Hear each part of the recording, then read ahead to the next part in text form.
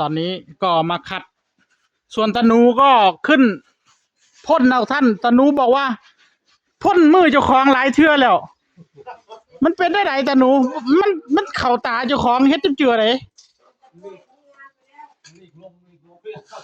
โอ้ยทีมงานเฮานี่ตอนนี้ตะนูก็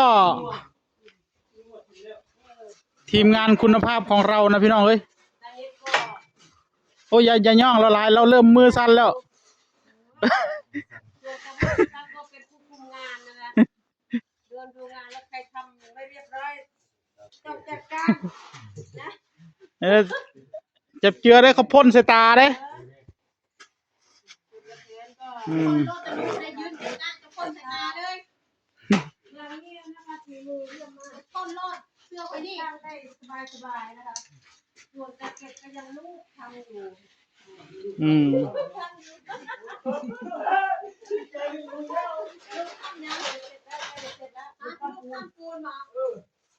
ก็เห็นใจรู้แล้วรวยให้มาทำสำเร็จอะไรก็คือเป็นนี่แหละจะหนูเราคือเด็กนะลูกเป็นคนลูกทำเรื่องสำเร็จนะมองได้โต๊ะเลยว่ารับประกันได้ไม่คิดเรื่องเดียวได้ได้นะเอาไปมันก็มาใส่เครื่องคัดเอ้าไอ้นิดเราไม่ได้เอาเลยนะไอ้น้ำมึงนะ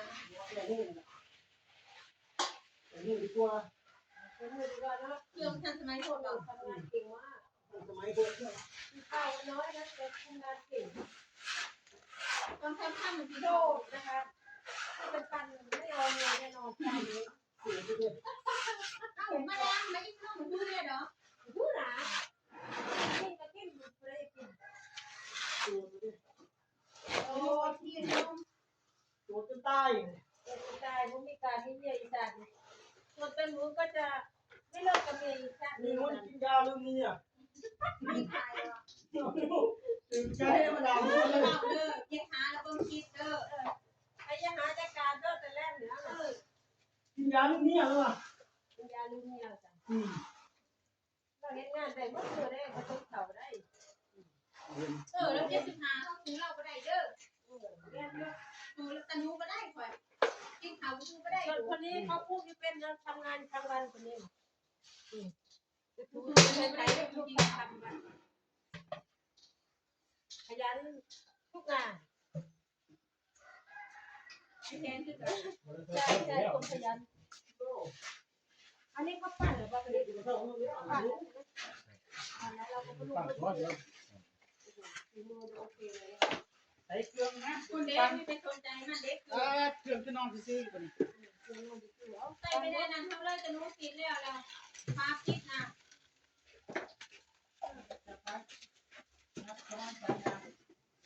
คนมือจะขวางล่างพี่น่ะเอาเร็วจะรู้ทำงานต้องไวเอาน้ำมาใส่นี่รู้แล้วสู้แล้ว เอาน้ำมาใส่เอาน้ำมาใส่ใส่ยาซีดเลยซีดเลยก็ได้แต่ว่ามันยากไรเอาสาดแชวซะเคยดึกยังมากท่านนี่มันลงเองหรือเปล่าจ๊ะเอ็ดมึงบอกโดดพี่คอยแล้วเป็นไงล่ะปูเลยปูหักว่ะโม่คือว่าพักงานเราจะรู้โอ้ยมันกัด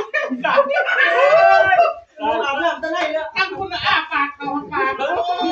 ยจังซี่เราเป็นยังไงจะรู้เป็นนักเลยเนาะขนาดไปเรื่องยังหลงเนาะไม่ใช่นั่นเราเขาปากเราก็เชื่อไม่ได้ปากมาหอดมันก็แซ่บจะว่าแล้วเมื่อกี้นะแบบน้ำให้ก็ได้อีกวันปากเขาปากลิบเลยดีกว่าปะ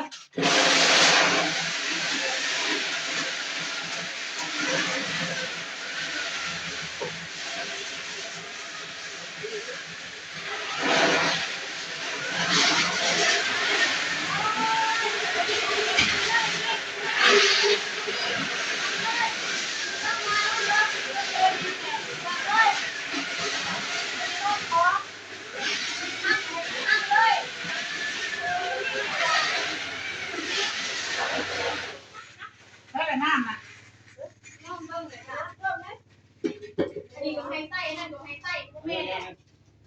น้ำนะ เอาไปกวนเลย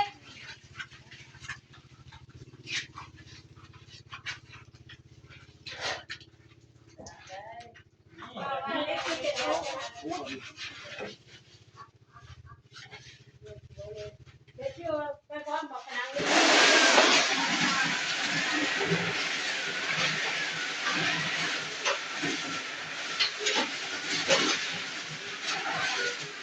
ไหนได้ไปเรียนเลยไม่ครบคำยังไงนะ อันนี้จะรู้อันนี้โดน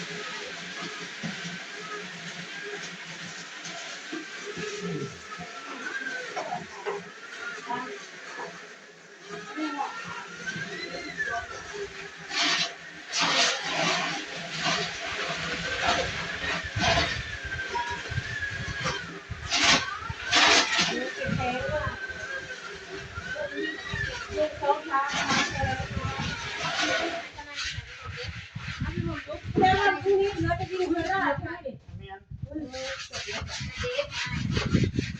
คนตามที่บอก ตัวไม้แล้วบอก เป็นยี่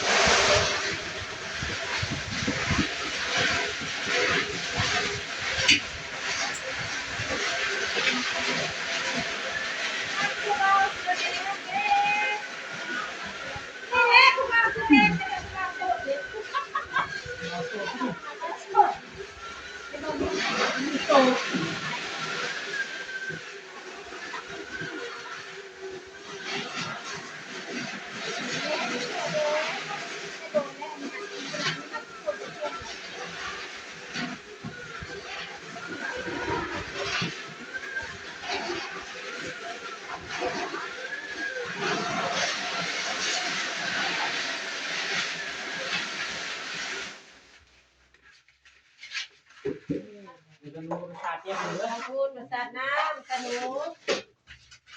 เบิ่งมาเด้อภาษาน้ำ สาดใส่เขาได้น่ะเจ้าในหาทางจะสาดใส่คนเลย นี่ ค่อยเอา จาก เบิ่ง น้ำ นี่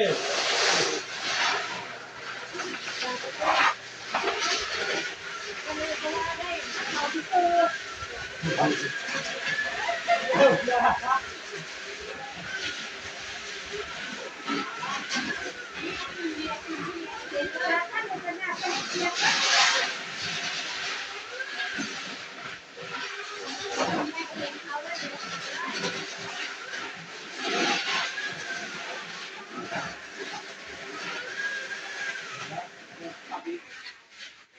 โอเค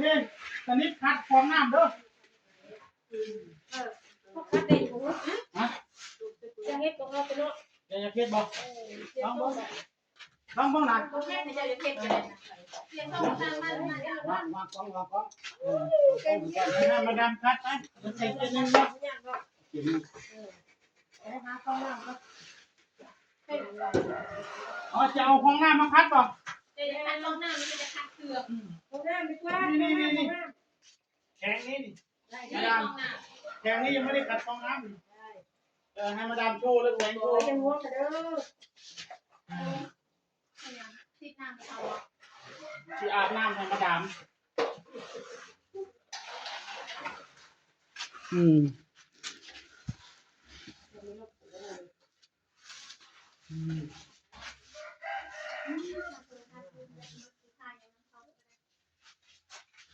ยิงเลย ยิงคนละเลย ยิง ใหญ่กว่านั้นเลยยิงเลย เด้งได้ นะฮะ เอาเดี๋ยวถอดที่นะโต๊ะ มา ให้ภายในอุ่นได้ภายในถอดได้ว่าให้ โอ้วันนี้เป็นเท่าไหร่ฮะ ให้ลงใหญ่ มานะ แล้วนี่นะนู่นดี ทำไมไม่สอน โอ้ยข้าวบางทีแล้วเดียวแล้วเองไปอันนี้พอเลิกเปล่า นี่แพงนี่ตอนนี้แล้วอืม ก็บอกสิเข้าทางในแล้ว เจ้าก็หาคู่ไหมเราบ่กล้าสอนเจ้าหรอก โอ้ย เออ คุณท่านแล้วก็น่าจะเรียนแล้ว ทำไงแล้ว